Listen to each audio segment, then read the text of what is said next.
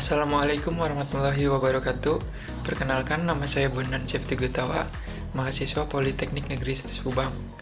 Program studi D3 Perawatan Perbaikan Mesin dengan nomor pokok mahasiswa 10 20 70 13. Pada kali ini saya akan menjelaskan mengenai materi isi buku Pendidikan Pancasila untuk Pendidikan Tinggi dengan pengarang Dr. Ujang Carda, SSH, MH, MIP, MAP.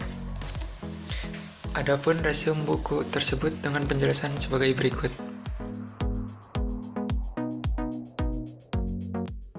Bab 1. Orientasi terhadap pendidikan Pancasila. Bab ini menjelaskan tentang landasan, rumusan Pancasila dan tujuan mempelajari Pancasila. Landasan pendidikan Pancasila terdiri dari landasan historis, landasan yuridis, landasan sosiologis, landasan filosofis, dan landasan kultural.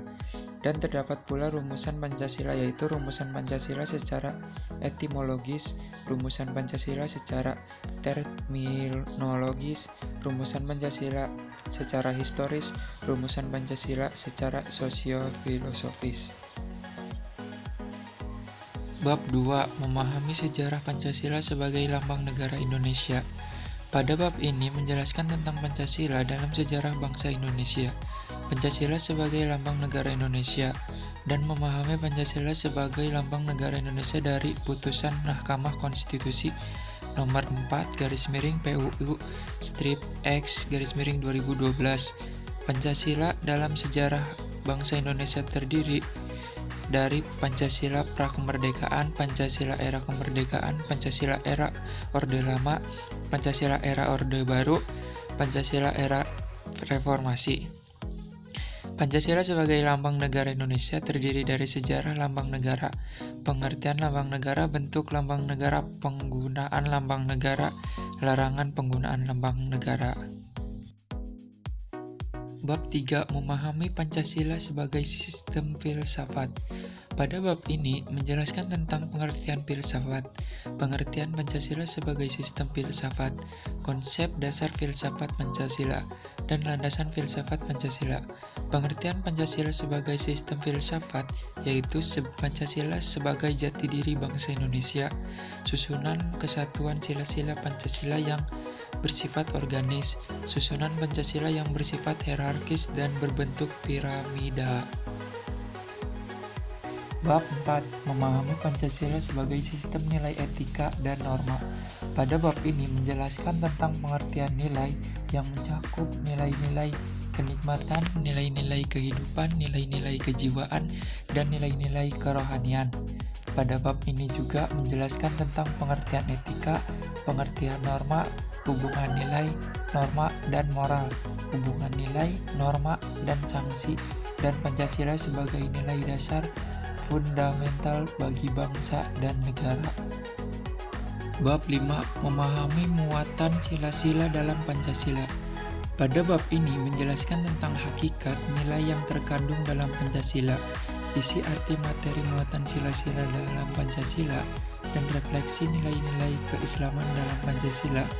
Isi arti materi muatan sila-sila dalam Pancasila memiliki 5 tingkatan, yaitu muatan sila ketuhanan yang Maha Esa, muatan sila kemanusiaan yang adil dan beradab, muatan sila persatuan Indonesia, muatan sila perikatan yang dipimpin oleh hikmat kebijaksanaan dalam permusyawaratan atau perwakilan, muatan sila keadilan sosial bagi seluruh rakyat Indonesia. Bab 6. Memahami Pancasila sebagai ideologi bangsa dan negara. Pada bab ini menjelaskan tentang pengertian makna, perbandingan ideologi Pancasila dengan ideologi lain, kedudukan dan fungsi Pancasila dalam tata kehidupan bangsa Indonesia, dan memahami makna Pancasila sebagai ideologi negara dari putusan Mahkamah Konstitusi No. 100/PUU /X/2013. Pada perbandingan ideologi Pancasila dengan ideologi lain yaitu terdapat ideologi Pancasila, ideologi liberalisme, ideologi konservatif, ideologi sosialisme, komunisme, ideologi fasisme. Bab 7. Memahami hukum demokrasi Pancasila. Pada bab ini menjelaskan tentang perkembangan demokrasi di Indonesia dan konsep demokrasi. Konsep demokrasi menjelaskan tentang yang pertama, pengertian demokrasi Pancasila, yang kedua, prinsip-prinsip demokrasi Pancasila, dan yang ketiga, penerapan demokrasi Pancasila di Indonesia. Bab 8. Memahami hak dan kewajiban asasi manusia dalam Pancasila. Pada bab ini menjelaskan tentang sejarah perkembangan hak asasi manusia, istilah dan pengertian hak asasi manusia, macam-macam hak asasi manusia, dan pemahaman hak dan kewajiban asasi manusia dalam Pancasila. Bab ini juga menjelaskan macam-macam hak, yaitu yang pertama hak hidup, yang kedua hak untuk bicara dan menyampaikan pendapat, yang ketiga hak kebebasan berkumpul, yang keempat hak turut serta dalam pemerintah, yang kelima hak untuk melanjutkan keturunan, yang keenam hak mendapatkan kesejahteraan, yang ketujuh hak memperoleh keadilan dan rasa aman, yang kedelapan hak beragama dan beribadah, dan yang kesembilan hak atas kedudukan yang sama di hadapan hukum. Bab 9. Memahami Pancasila dalam sistem ketatanegaraan Indonesia.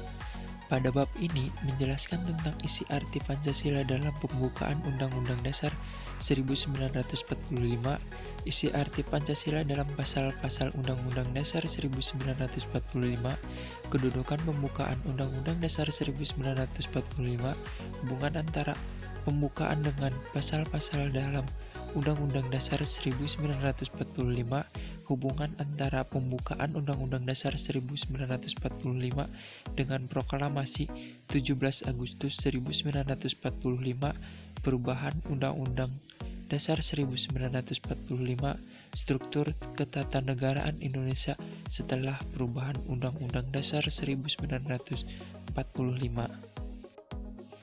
Bab 10. Refleksi Pancasila sebagai paradigma reformasi dalam kehidupan bermasyarakat, berbangsa, dan bernegara. Pada bab ini membahas tentang pengertian paradigma, Pancasila sebagai paradigma pembangunan, Pancasila sebagai paradigma reformasi, Pancasila dalam paradigma kehidupan kampus, eksistensi Pancasila sebagai paradigma pembangunan di era reformasi. Pancasila sebagai paradigma reformasi mencakup gerakan reformasi, dan ideologi Pancasila. Pancasila sebagai dasar cita-cita reformasi, paradigma reformasi hukum, sumber nilai perubahan hukum, dasar yuridis reformasi hukum, reformasi pelaksanaan hukum sebagai paradigma reformasi politik, sebagai paradigma reformasi ekonomi.